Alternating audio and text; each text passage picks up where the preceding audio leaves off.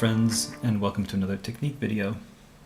I'm Dakiya, and today I'm going to show you another speed painting technique, which is the more common one for me to use. I call it using a top wash, and I will explain in a little while what that means. First off, I'm using this figure as an example. I think I'll be using this guy as an example. So far he's only been primed. I've more or less completed the dirt base. I've undercoated the metal. I'm going to paint the metallic bits in my normal fashion, which is an undercoat of black, base coat of chainmail silver, and then just a black wash. Nothing else. I'm not highlighting them up after that. Because we're speed painting here. I mean, if I were painting a nicer quality miniature, I would keep going, but I'm not. And then I'm going to do something I don't normally do, which is base coat all the sections of the miniature. I normally paint one section at a time to completion, then go on to the next section. But for the purposes of illustration, to make it more clear to you, the viewers, I'm going to do it a different way. I'm going to do, like I said, all the areas base coated at once. And never mind all these guys in the background. I'll be back when that's done. So here we have our very brightly base coated dwarf. I'm going to apply a highlight, which again is very, very bright. And while I do that, I might talk a little bit about why. At some point I have to explain my reasoning for this whole exercise. And that reasoning is that the classical method of painting you might have learned, I almost said in school, but that we all learn when we start painting, is to base coat, shade, and highlight. You've perhaps heard that phrase. And what that means is usually people will put down a base coat, which is the mid-tone. Then they will shade with a darker tone. They will apply a wash, as it's called, of a darker color to fill in the cracks and crevices, and whereupon they will go back to the mid-tone to paint over any areas where there was too much shade, and then they will go on to do highlights of successively lighter colors. And what's wrong with this method, you might ask? Well, nothing really. It's just that when this method was formulated back in the day, we're talking back in the 80s here,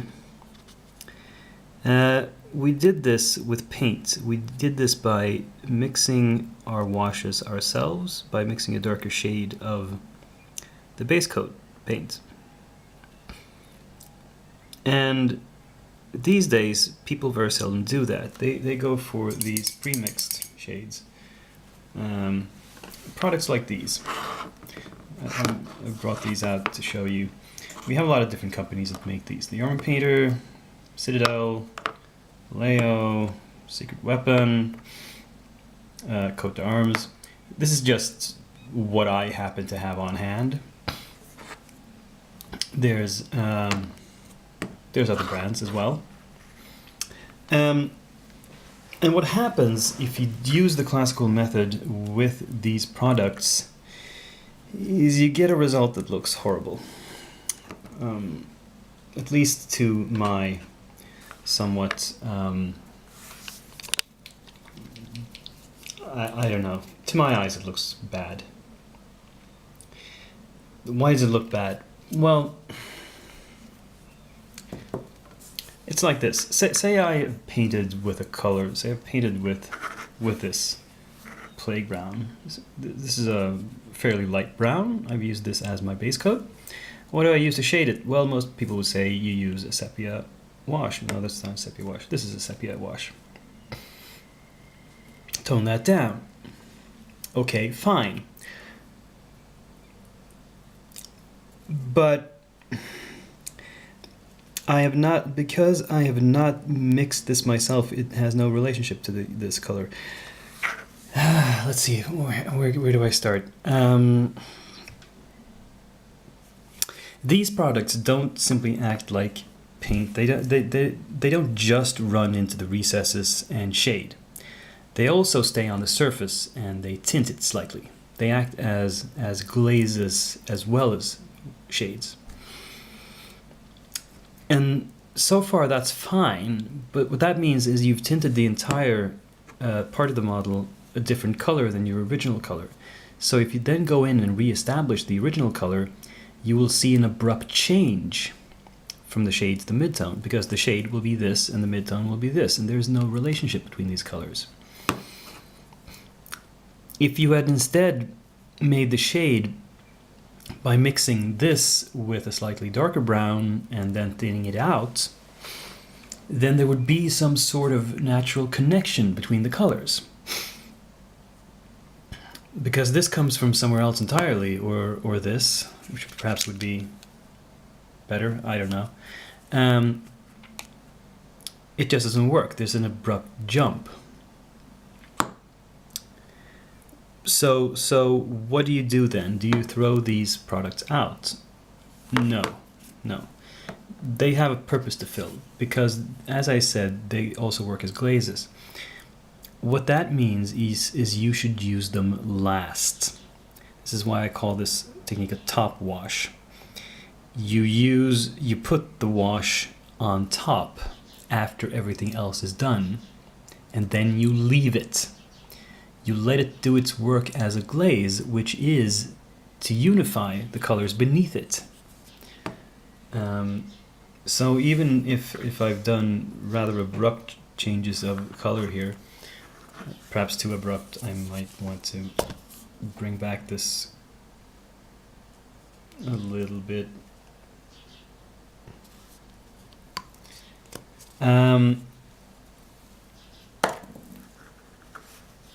It will get fixed when we glaze it. Now you can see I'm sort of glazing it back here a little bit. I got a bit careless with the highlights. Let's try and make the next one not quite so bright. So we mix some white into the next color that I had in line. A little bit more than that. Yeah, there we go.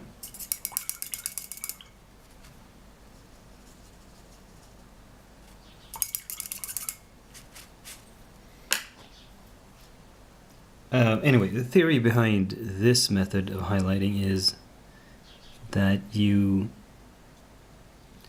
I just have one base coat which is brighter than I want the final result to be, and then I have just one highlight which is extremely bright, and then I put a wash on top of that, and that's all I do. I don't touch it anymore. This does not look amazing, but that's the reason I'm using it on models that are not very amazing to begin with.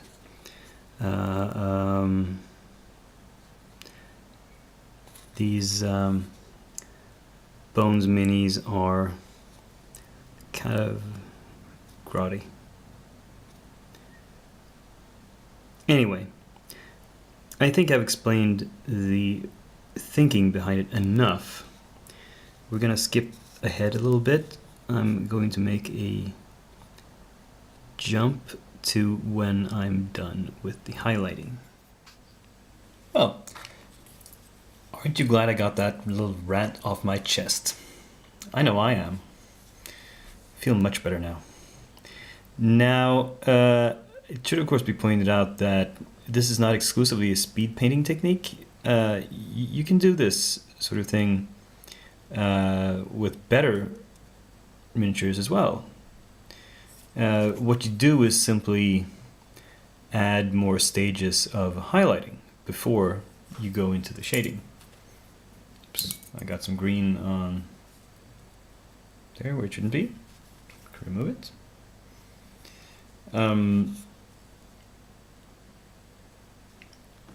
The fact that I'm doing this very quickly and roughly now, it doesn't mean that you're limited to doing it that way.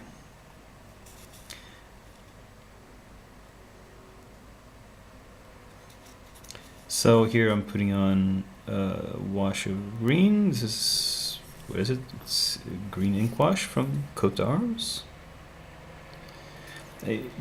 I've already done the skin wash, actually, you might see, and a little on the hair to make it gray.